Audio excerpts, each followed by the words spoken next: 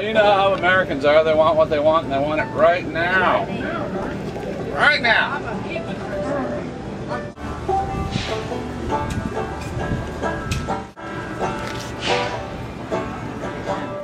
So we started this booth Monday morning about 7:30. I got up and started taking apart the framework and brought it over here, and we worked until about 7:30 Monday night.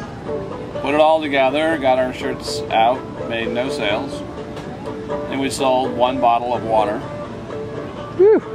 And Tuesday morning about 3 a.m. a storm blew in, 40-mile-an-hour winds. Dropped the frame on top of the tent, dropped the tent over on top of its legs, and there's another 6 hours on Tuesday putting it back together. So what's the... I think we sold a shirt on Tuesday. What's the outlook at this point? Well, Wednesday was a bit of a bummer too. We didn't sell much. But Thursday evening we discovered how to sell water. Allow me to demonstrate. Water, $1, get your water. And during the dinner hour, people would come from across the other side of the fair because all of these funnel cake salespeople are selling their drinks for $2, $3, $3.50. And our line's probably not too long over here. We never actually had a line over here, but we had a number of people stop by and sign up the petitions and things, so. Here it is Friday. I figure we'll probably double our sales from yesterday.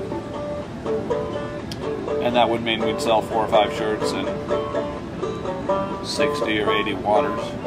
So what do you think we're selling here today, besides water and shirts? Well, the whole point of being here is that since the end of the Ron Paul campaign, which really, I guess, ended at the convention in August of 2008, Lawrencians from Liberty has been significantly scaled back. We had, at the Ron Paul meetup group in December of 07, we had like 40 or 50 people show up. And in January of 08, in the darkest part of, I'm sorry, January of 09, in the darkest part of the winter, we had 3 people from our group and 1 speaker. So not a very impressive crowd. And how do you hook up with the public and get them interested in Liberty? Well, you have to go where they are, and we figured that they would be here at the Douglas County Fair. And some of them have been. We've got some people signed up.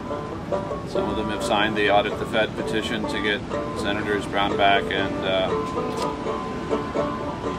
Roberts to co-sponsor, and asking Dennis Moore to co-sponsor. We've got some donations and sold some shirts, and I think we'll meet some more people today and tomorrow. And, you know, if that doesn't work, we'll do something else. I think we should probably try to attend this year's Maple Leaf Festival in Baldwin, again for the purpose of meeting the public and getting our names out there. When people think about Liberty issues, maybe they'll think of us. If they want to get involved, they'll know who to talk to.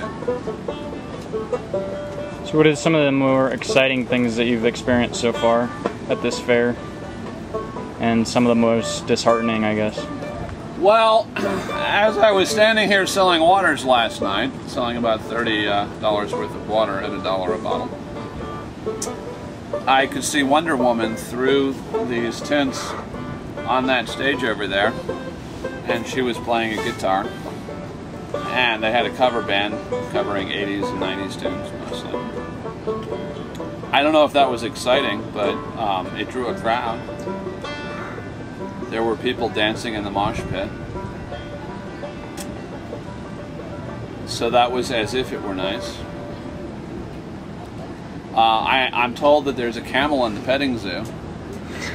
So that's, you know, that's more petting zoo than they had when I was a kid.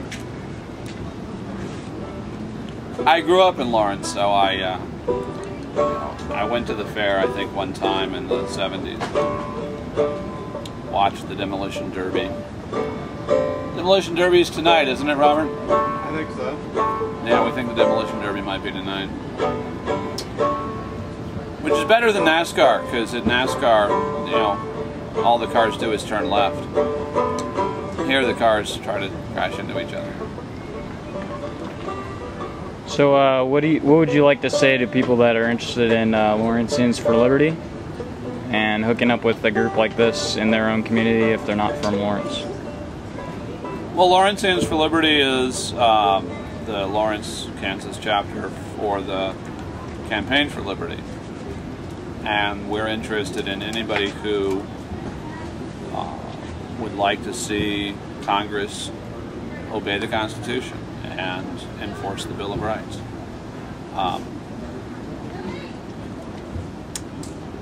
Obviously, we'd like to have more people get involved, and if you want to get involved and there's a project that's important to you, we can work on that together. We don't have to bring the projects to you, you can bring a project to us. And you know, really the sky's the limit. Freedom is threatened in every possible way, so if you're a gun enthusiast, your Second Amendment rights are being threatened. If you're a freedom of speech enthusiast, or if you're concerned about torturing of prisoners, or if you're concerned about the due process of law, private property rights, access to public parks and forests, all of these things are being threatened, and there's work to be done. If you're part of the old Sagebrush Rebellion, back in the 90s when they were closing the national forests and keeping people from being able to access their own land, that's happening again, and we'd like to be active with you. If you're part of, the National Rifle Association or the Second Amendment Foundation, we're eager to work with you. Whatever it is that your issue is, feel free to come by, and we'd like to hear you out. And as for forming a local group, I think the best thing to do is to go to the campaignforliberty.org website, www.campaignforliberty.com it is, and I'm just reading it off there, right, the sign. From the sky? We have a skywriter or something? Well, the sign is on the tent over my head, which was the place we were able to mount it. But you know that. We had a ridiculous time trying to mount the sign in various places, but here it is. And it's backlit because the sun is out and it's very hot.